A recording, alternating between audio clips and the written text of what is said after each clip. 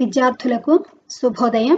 ఈరోజు 6వ తరగతి తెలుగు వాచకంలోని ఉపవాచకంలోని రెండవది మన జాతర జనజాతర గురించి మనం చెప్పుకోబోతున్నాం. తెలంగాణలోనే అత్యధిక ప్రసిద్ధి చెందినటువంటి జాతరగా సమ్మక్క సారక్క మేడారంలో జరిగేటటువంటి జాతరను చెప్పుకుంటూ ఉంటారు. మరి ఆ జాతర ఎందుకు చేస్తున్నారు, ఎలా జరిపించుకుంటారు, జాతర యొక్క ప్రాధాన్యత ఏంటో ఈ యొక్క పాఠంలో మీరు తెలుసుకోవాలి. ఉపవాచకంలోంచి మీకు చదివే విధానం ఆలోచించి ఇచ్చినట్లుగా అవగాహన ప్రతిస్పందన అంటే ఇచ్చిన పారాగ్రాఫ్ చదివి అర్థం చేసుకొని వాళ్ళు ప్రశ్నలు తయారు చేయమంటే ప్రశ్నలు తయారు చేయాలి.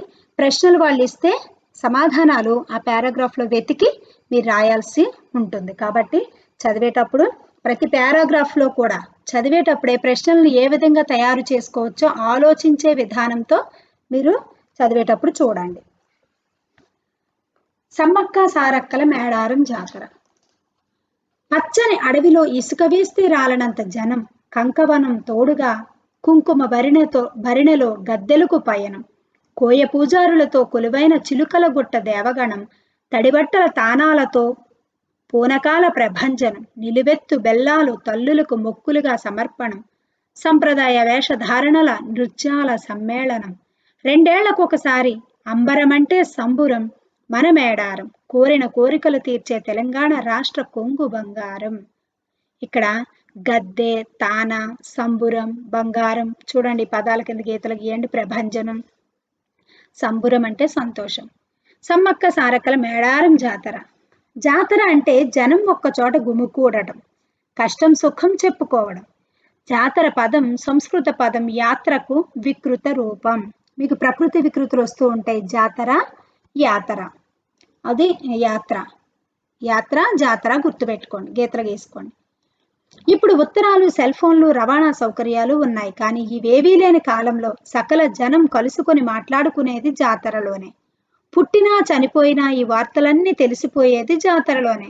ఊరికి దూరంగా వాగు పక్కనో అడవి మధ్యనో జాతరలు 2-3 రోజులు జరిగేవి. జనం బండ్లు కట్టుకొని వంట సామాగ్రి తీసుకొని పోయి 2-3 రోజులు ఆత్మీయులతో కలిసి కడుపు నిండా మాట్లాడుకుని వచ్చేవారు. మనుషులు కలుసుకోవడం, ఒక ఊరిలో జరిగిన మార్పులు, వింతలు, విశేషాలు మరో ఊరికి తెలియడం ఈ జాతరల వెనుక ఉన్న అసలు ఉద్దేశం. ప్రస్తుతం భారతదేశంలోనే అతిపెద్ద జాతరగా పేరు పొందిన మేడారం గిరిజన జాతర గురించి తెలుసుకుందాం. మేడారం గీత గీసుకోండి. గిరిజనులు అంటే కొండ ప్రాంతాల్లో నివసించే వాళ్ళను గిరిజనులు అంటారు. వాళ్ళు జరుపుకునే జాతర ఈ యొక్క మేడారం జాతర. జాతర జరిగే స్థలం జయశంకర్ జిల్లా తాడ్వాయి మండలం మేడారం గ్రామం దగ్గర అడవి మధ్యలో చిలకలగుట్ట ఉన్నది. చిలకలగుట్ట ఎక్కడుంది అని ప్రశ్న అడిగితే ఇది మీరు రాయాలి. చుట్టూ దట్టమైన అడవి. ఇక్కడ 2 ఏళ్లకు ఒకసారి 3 రోజుల పాటు జాతర జరుగుతుంది. జాతర ఎన్ని సంవత్సరాలకు ఒకసారి జరుగుతుంది ప్రశ్న అడగొచ్చు.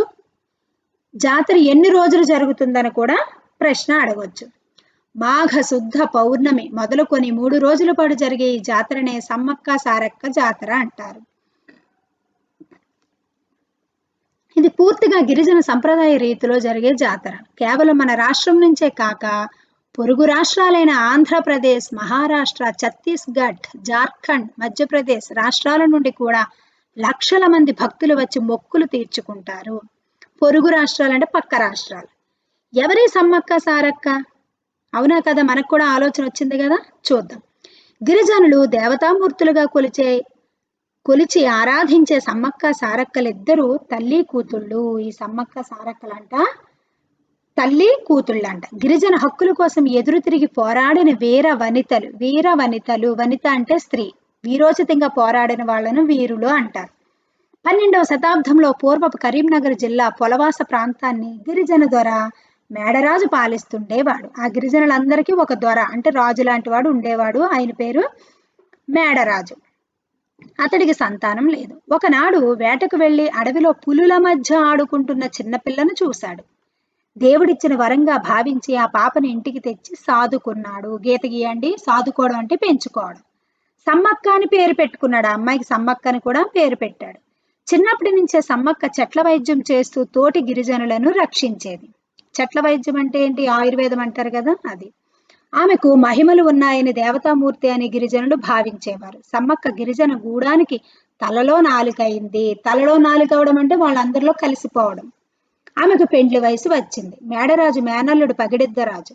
ఇతడు కాకతీయులకు సామంతరాజుగా ఉండి మేడారంను పాలిస్తూ ఉండేవాడు. పగిడిద్దరాజుకు సమ్మక్కనిచ్చి పెళ్లి చేశారు. సమ్మక్క మేడారం రాజ్యంలోకి అడుగుపెట్టింది.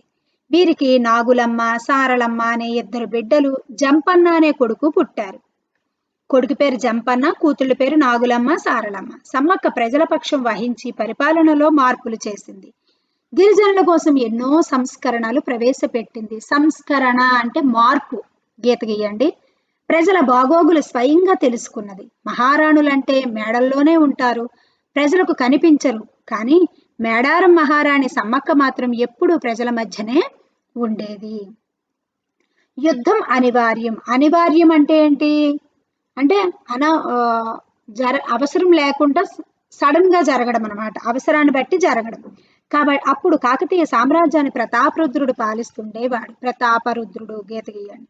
రాజ్య విస్తరణలో భాగంగా పొలవాసపై దండెత్తాడు. కాకతీయ సైన్యాన్ని ఎదిరించలేక మేడరాజు పారిపోయి అల్లుడు పగిడిద్దరాజు వద్ద అజ్ఞాతంగా కాలం గడుపుతున్నాడు. అజ్ఞాతము అంటే ఎవరికి కనిపించకుండా ఉండడాన్ని అజ్ఞాతం అంటారు. తన సామంతరాజు పగిడిద్దరాజు మేడరాజుకు ఆశ్రయం ఇచ్చినట్టు ప్రతాపరుద్రునికి తెలిసి కోపంగా ఉన్నాడు. ఆశ్రయం అంటే ఏంటి? వాళ్ళు ఉండడానికి చోటివ్వడం. అప్పుడే కరువు కాటకాలు వచ్చాయి. వానలు పడక పంటలు పండలేదు. ప్రజల నుంచి నిర్బంధంగా పన్నులు వసూలు చేయడం సమ్మక్కకు ఇష్టం లేదు. పన్ను అంటే ట్యాక్స్. పంటలు పండితే దాని మీద వచ్చే ఆదాయానికి ఏదైనా ట్యాక్స్ కడతారు. పంటలే పండకపోతే వాళ్ళు ట్యాక్స్ కట్టాలంటే ఎక్కడి నుంచి కడతారు? కట్టలేరు కదా. కానీ ఆ రాజు కట్టాలి అన్నాడు. అది సమ్మక్కకు నచ్చలేదు.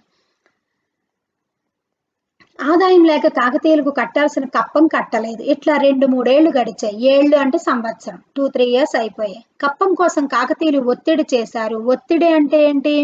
వాళ్ళ మీద ప్రెజర్ పెట్టారనమాట. మీరు పంటలు పండినా పండకపోయినా మా పన్ను మాకు చెల్లించాల్సిందే అని కాకతీయుల రాజులు వాళ్ళ మీద ప్రెజర్ పెట్టారు. పగిడిద్దరాజు ప్రజలను పీడించి పన్నులు కట్టలేను అన్నాడు.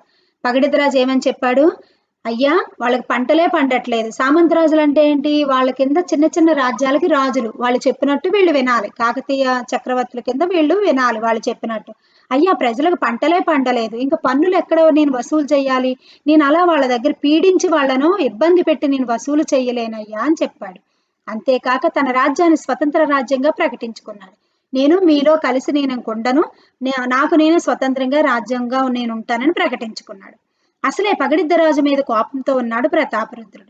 ఈ పనితో వెంటనే యుద్ధం ప్రకటించాడు. నువ్వు ఒంటరిగా ఉంటే నేను యుద్ధానికి వస్తానని వెంటనే యుద్ధానికి ప్రకటించాడు. అతని మంత్రి యౌగంధరాయుని నాయకత్వంలో సైన్యం లక్కవరం దగ్గర స్థావరం ఏర్పరచుకున్నది. స్థావరం అంటే వాళ్ళు యుద్ధం చేయడానికి ఒక ప్లేస్ ను ఉంచుకుంటారు. సమ్మక్క వీరోచిత పోరాటం అంటే ఈ విధంగా అనుకోకుండా ఆ యుద్ధం అనేది అనివార్యమైంది. అంటే అవసరమైంది. ఆ యొక్క యుద్ధం అనేది వీళ్ళకి అవసరమైంది. కావాలని తెచ్చుకున్నది కాదు. సడన్ గా నేను స్వతంత్రంగా నా రాజ్యంగా నేను ఉంటానని ఎప్పుడైతే ప్రకటించాడో వెంటనే ప్రతాపరుద్రుడు యుద్ధానికి ప్రకటించాడు.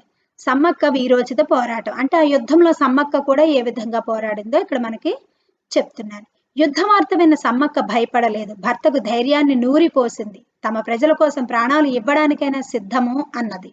యుద్ధం మొదలైంది. సంప్రదాయ ఆయుధాలు ధరించి సమ్మక్క కూడా యుద్ధరంగంలోకి దిగింది. వీరితో పాటు కొండాయి, గోవిందరాజు కూతుర్లు నాగులమ్మ, సారలమ్మ, కొడుకు జంపన్న వీరోచితంగా పోరాడారు. వీళ్లతో పాటు పిల్లలు కూడా వీరోచితంగా పోరాడారు. అతిపెద్ద సామ్రాజ్యమైన కాకతీయ రాజు సైన్యం ముందు పగిడిద్దరాజు సైన్యం నిలబడలేకపోయింది. ఒక్కొక్కరుగా అందరూ వీరమరణం పొందుతున్నారు. వీరమరణం గీత గీయండి. ఇప్పుడు యుద్ధంలో సైన్యం చనిపోతే వీరులుగా గుర్తిస్తారు. యుద్ధంలో చావైనా బ్రతుకైనా అక్కడే ఉండి యుద్ధం చేసి మరణిస్తే వాళ్ళకి వీరమరణం పొందారని వాళ్ళని తరువాత కాలంలో దేవుళ్ళుగా కూడా ఆరాధిస్తూ ఉంటారు. యుద్ధంలో వెనుతిరగకూడదు, అది యుద్ధనీతి కాదు. వీరోచితంగా పోరాడారు. ఎంతో మంది వీరమరణం పొందారు.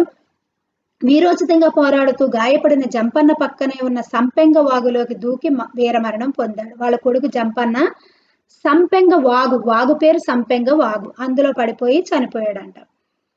చివరకు పగిడిద్దరాజు కూడా శత్రువుల చేతిలో హతమయ్యాడు. హతం అంటే మరణించడం. చివరకు ఒక సమ్మక్క మాత్రమే మిగిలింది. కత్తిపట్టి వీరోచితంగా పోరాడుతూ శత్రు సైన్యాలను ఎదుర్కొన్నది. యుద్ధంలో ముందుండి పోరాడుతారు తప్ప వెనుక నుంచి వచ్చి దెబ్బ కొట్టరు. ఇది యుద్ధనీతి. యుద్ధానికి ఒక నీతి ఉంది. ముందు నుంచి వచ్చి వీరోచితంగా పోరాడాలి తప్ప వెనక నుంచి దొంగ దెబ్బలు తీయకూడదు. సమ్మక్క పోరాటాన్ని చూసి కాకతీయ సైన్యం ఆందోళన చెందింది. ఆందోళన అంటే టెన్షన్. ఒక సైనికుడు దొంగచాటుగా వెనక నుంచి వెళ్లి బల్లెంతో వీపులో పొడిచాడు. గాయపడిన సమ్మక్క గుర్రం మీద ఈశాన్య దిక్కున ఉన్న చిలకల గుట్ట మీదకి పోయింది. గుట్ట అంటే కొండ. ఎంత వెతికినా మళ్ళీ ఎవరికీ కనిపించలేదు. ఆమె కోసం వెతుకుతున్న గిరిజనులకు ఓ నెమలి నార చెట్టు, దాని కింద ఓ పుట్ట, పుట్ట మీద ఓ కుంకుమ భరిణ కనిపించింది. ఈ నార చెట్టు, పుట్ట, కుంకుమ భరిణ గీతలు గీసుకోండి. ఆ భరిణలో పసుపు కుంకుమ చెట్ల మూలికలు కనిపించాయి. సమ్మక్క తల్లి దేవతారూపం పొందిందని గిరిజనులు నమ్మారు. అప్పటి నుంచి ఆమె మరణించిన ఆమె ఎప్పుడైతే కనిపించలేదో అక్కడ ఆ ప్లేస్లో ఇవి ఎప్పుడైతే ఉన్నాయో ఆమె ఈ రకంగా ఎలా వెలిసిందని వాళ్ళు గిరిజనులు నమ్మి అప్పటి నుంచి ఆమెను ఆరాధించడం మొదలు పెట్టారు. రాజు కళ. ఇప్పుడు రాజుకు ఒక కళ వచ్చింది. మేడారం కాకతీయుల వశమైంది. వశమవడం అంటే వాళ్ళు ఆక్రమించుకున్నారు. జయించారు కాబట్టి జయించిన వాళ్ళదే ఆ రాజ్యం. ఆ రోజుల్లో ఎవరికి బలం ఉంటే వాళ్ళు వేరొక రాజ్యం మీద దండెత్తి యుద్ధాన్ని ప్రకటించుకొని వీళ్ళ బలాబలాలు నిరూపించుకొని ఓడిపోయిన వాళ్ళు వాళ్ళ రాజ్యం గెలిచిన వాళ్ళకి అయ్యేది. విజయ గర్వంతో ఉన్న ప్రతాపరుద్రుని కలలో కులదైవం ఏకవీరాదేవి కనిపించి సమ్మక్క మానవ రూపంలో వచ్చిన దేవత అని ఆమెకి జాతర జరిపించాలని చెప్పిందంట. వెంటనే రాజు తన పురోహితుడిని మేడారం పంపి జాతర ఏర్పాట్లకు ఆదేశించాడు. జాతర జరిగే విధం. జాతరకు ప్రత్యేకంగా గిరిజన పురోహితులు ఉంటారు. అంటే ఆ కొండ జాతికి చెందిన వాళ్ళే బ్రాహ్మణులుగా పురోహితులుగా కూడా ఉంటారు. పురమునకు హితువు చేసేవాళ్ళు, మేలు చేసేవాళ్ళు పురోహితులు. వారు నియమ నిష్ఠలతో జాతర కార్యక్రమం చేస్తారు. చిలకల గుట్టను గిరిజనులు పవిత్రమైనదిగా భావిస్తారు. ఆ గుట్టపైకి ఎవ్వరూ పోరు, అంటే వెళ్లరు. జాతరకు ముందర ఒక కోయ యువకుడు చిలకల గుట్ట మీదకి పోయి పసుపు కుంకుమ ఉన్న బరిణను వెదురు గడను తెచ్చి గద్దెలపై నిలపడంతో జాతర మొదలవుతుంది. అతడు పూనకంతో ఉంటాడు. పూనకము చూడండి, అమ్మవారు వాలారు అని అంటూ ఉంటారు కదా, అలా పూనకం. సమ్మక్క గాయపడ్డ చోటును తల్లి గద్దె అని, సారణమ్మ వీరమరణం పొందిన చోటును పిల్ల గద్దె అని అంటారు. ఈ తతంగాన్ని దేవతలను ఆహ్వానించడం అంటారు. తతంగం అంటే ఈ జరిగే కార్యక్రమాలన్నింటినీ కలిపి దేవతలను ఆహ్వానించడం అని వాళ్ళు పేరు పెట్టుకున్నారు. తర్వాత భక్తులు గద్దెలను దర్శించుకోవడం మొదలవుతుంది. 3వ నాడు దేవతల వనప్రవేశంతో జాతర ముగిస్తుంది. అంటే జాతర మొత్తం 3 రోజులు జరుగుతుంది. 2 సంవత్సరాలకు ఒకసారి జరుగుతుంది. తల్లి కూతుళ్లే సమ్మక్క సారక్కలు. అమ్మవారి మొక్కులు. మరి జాతరకు వెళ్ళిన వాళ్ళు మొక్కులకి సమర్పించుకుంటారు కదా, అది ఎలా జరుగుతుందో చూడండి. భక్తులు వివిధ రకాలుగా మొక్కులు చెల్లించుకుంటారు. ఈ జాతరలో బెల్లాన్ని బంగారం అంటారు. ఇక్కడ ఒక విశేషమైనది ఏంటంటే బెల్లానే బంగారం అని చెప్పి సమర్పించుకుంటారు. భక్తులు నిలువెత్తు బంగారాన్ని అమ్మవారికి చెల్లించుకుంటారు. అంటే ఏంటి, ఆ కాటాలో వాళ్ళు ఒకవైపు కూర్చొని వాళ్ళు ఎంత బరువు ఉంటుందో అంత బెల్లాన్ని పెట్టి దాన్నే నిలువెత్తు బంగారాన్ని సమర్పించుకుంటామని మొక్కుకుంటారు. అంటే తమ బరువుకు సరిపోయిన బంగారాన్ని కొని అక్కడ పంచి పెడతారు. అంతేకాకుండా ఓడి బియ్యం, తల వెంట్రుకలు వేయడం, వెదురు తొట్టె కట్టడం, కోడేలను కట్టేయడం ద్వారా తమ మొక్కులు చెల్లించుకుంటారు. 100 సంవత్సరాల చరిత్ర ఉన్న ఈ జాతర 1940 నుండి ఎక్కువ ప్రాచుర్యంలోకి వచ్చింది. 1996 సంవత్సరం నుండి ప్రభుత్వం ఈ పండుగను అధికారికంగా నిర్వహిస్తున్నది. తెలంగాణ రాష్ట్రం ఏర్పడిన తర్వాత ఈ పండుగకు మరింత ప్రాచుర్యం ఏర్పడింది. పర్యావరణాన్ని రక్షించడం. మరి జాతరలు మనకి జరుగుతూ ఉంటాయి, అలాగని పర్యావరణాన్ని మనం పాడు చేయకూడదు. దాన్ని ఎలా రక్షిస్తారో చూడండి. మానవ మనుగడకు, అభివృద్ధికి ప్రకృతి ఎంతో ముఖ్యం. చెట్లు, గుట్టలు, వాగులు, వంకలు, ఏర్లు, వీటిని కాపాడుకోవలసిన బాధ్యత మన మీద ఉన్నది. ఇవి లేకుంటే వర్షాలు ఉండవు, వనరులు ఉండవు, కరువులు వచ్చి ప్రజలు ఇబ్బందులు ఎదుర్కొంటారు. ఇప్పుడు ప్లాస్టిక్ వాడకం ఎక్కువైంది. ఏ జాతరకు వెళ్ళినా ప్లాస్టిక్ చెత్త కుప్పలు కుప్పలుగా తయారవుతున్నది. ప్లాస్టిక్ వాడకంతో పర్యావరణం దెబ్బతింటున్నది. జాతరల పేరిట ప్లాస్టిక్ చెత్తను తయారు చేయడం, అడవులను నరకడం వంటి వాటిని నివారించాలి, అంటే అరికట్టాలి. జాతరలతో సుఖ సంతోషాలు పొందాలే కానీ పర్యావరణాన్ని పాడు చేసుకోకూడదు. మీరు ఎప్పుడు ఏ జాతరకు వెళ్ళినా పర్యావరణానికి హాని కలిగించే పనులు చేయకూడదు అని ఒక సందేశాన్ని చివర మనకు ఇచ్చే ఈ యొక్క పాఠాన్ని ముగించడం జరిగింది. మరి జాతర అంటే ఏంటో తెలుసుకున్నారు. జాతర అంటే చుట్టుపక్కల ఉన్న గ్రామాల్లో ఉన్న ప్రజలంతా కలుసుకొని ఆ గ్రామాల్లో జరిగిన మార్పులు, కష్టాలు, సుఖాలు అన్నీ మాట్లాడుకోవడానికి ఒక వేదికగా ఒకప్పుడు జాతరలను వాళ్ళు ఘనంగా ఆచరించుకునేవాళ్ళు. సమ్మక్క సారక్క ఏ విధంగా గిరిజనుల కోసం పోరాడి వీరమరణం పొందారో కాబట్టి వాళ్ళను దేవతలుగా ఆరాధిస్తూ గిరిజనులు 2 సంవత్సరాలకు ఒకసారి 3 రోజులు జరుపుకునే ఘనమైన జాతరే ఈ యొక్క సమ్మక్క సారక్క జాతర. మరి ఇంకా మీకు తెలిసిన జాతరలు ఏమన్నా ఉంటే ఆ జాతరల గురించి సొంతగా వ్యాసం రాయడానికి ప్రయత్నం శివరాత్రి జాతర ఇంకా ఎలాంటి జాతరలు ఉంటాయి ప్రత్యేకమైన జాతరలు వాటి గురించి ఇంకా తెలుసుకోవడానికి ప్రయత్నం చేయండి. ఈ ఉపవాచకంలోంచి వచ్చే పారాగ్రాఫ్లు ఆ పారాగ్రాఫ్ల కింద ఉండే ప్రశ్నలు నమూనాకి 2-3 ఇక్కడ ఇవ్వడం జరిగింది. వాటిని గమనిస్తూ ఆ పారాగ్రాఫ్ చదివి కింద ప్రశ్నలు ఆ ప్రశ్నలకి ఆ జవాబులు చూసి ఆ యొక్క పారాగ్రాఫ్ లో ఎక్కడున్నాయో వెతికి మీరు కూడా సొంతగా అలాంటి పారాగ్రాఫ్స్ ఇంకా యొక్క